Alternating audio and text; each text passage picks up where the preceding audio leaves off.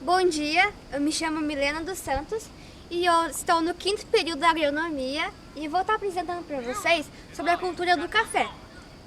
A sua importância, as suas características e a sua principal praga, que é o bicho mineiro. Bom, a importância do café.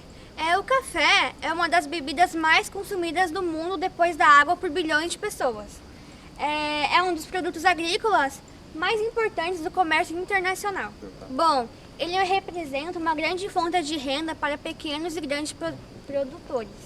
No Brasil, o café ele tem uma história muito importante econômica, sendo um dos pilares da agricultura mais importantes desde o século XIX. O Brasil ele é o maior produtor exportador do café do mundo, com destaques para os estados de Minas Gerais, São Paulo, Espírito Santo e Bahia. Ele movimenta o mercado interno e externo. Ele também valoriza o turismo rurais em regiões produtoras. Agora, as suas características do café. É uma planta perene, de porte arbustivo. O clima ideal seria o tropical, com temperaturas entre 18 e 23 graus. Ela necessita de chuvas distribuídas, é sensível a geadas. A florada do café ocorre geralmente em setembro e novembro. O primeiro ano é dedicado à sua formação da planta, então ela não produz o fruto. A sua colheita ela acontece anualmente, pode ser manual ou mecanizada. Pode ser cultivada em consórcio com outras culturas, como banana, milho e árvores nativas. As suas principais espécies cultivadas no Brasil são o coffee arábica e o coffee canéfora. Bom dia! Agora eu vou falar sobre a Leucoptera coffeela, mais conhecido como bicho mineiro. A ordem é Lepidoptera e os ovos eles são pequenos, brancos e achatados. Eles são colocados na parte de cima das folhas. As larvas elas vivem dentro da folha e acabam formando minas. Elas têm um corpo bem clarinho e podem medir a cerca de 5 milímetros. A larva ela é a fase que mais prejudica o café. Então, grandes infestações acabam prejudicando a produção. A pupa, ela tem uma forma em forma de X e geralmente elas ficam na parte de baixo ou já em folhas caídas. O adulto, ele tem um aparelho bucal sugador, então eles não prejudicam o café e são brancos com asas finas e eles possuem a cerca de 2 milímetros. Aqui eu trouxe a imagem da larva na folha e também é possível observar a pupa. E aqui é a fase adulta do bicho mineiro, que é a mariposa. O ciclo de vida do bicho mineiro ele depende muito do clima. Se for um clima quente, ele é mais acelerado. E se for um clima mais frio, retarda um pouco. Por exemplo, em Santa Catarina, no final do ano, como o clima é mais quente, com cerca de 25 graus, o ciclo ele pode se completar com cerca de 22 dias. Bom, sou o Vinícius de Areia, sou estudante do 5º semestre de agronomia no IFC Campus Araquari e eu vou falar sobre os sintomas do bicho mineiro no café.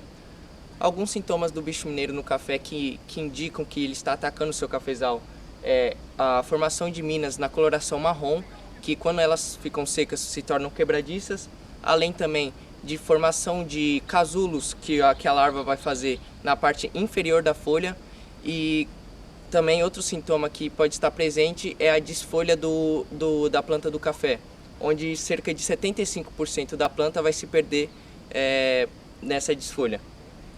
E cerca de 80% também da produção é perdida por conta dessa praga. Esses são os principais sintomas que aparecem na folha do café. E aqui, acho que dá para enxergar os casulos. Eu sou a Amanda e eu vou falar um pouco sobre o monitoramento e o controle dessa praga. Então a gente faz o monitoramento através de amostragens, que podem ser amostragem de folhas, de modo sequencial ou comum, e também através de armadilhas, que que podem ser usadas com feromônios sexuais femininos do bicho mineiro para atrair os machos e assim eles ficam grudados na armadilha tipo delta para a gente ter o controle de quantos a gente vai ter ali na área, para ser feito assim a tomada de decisão e o seu controle posteriormente.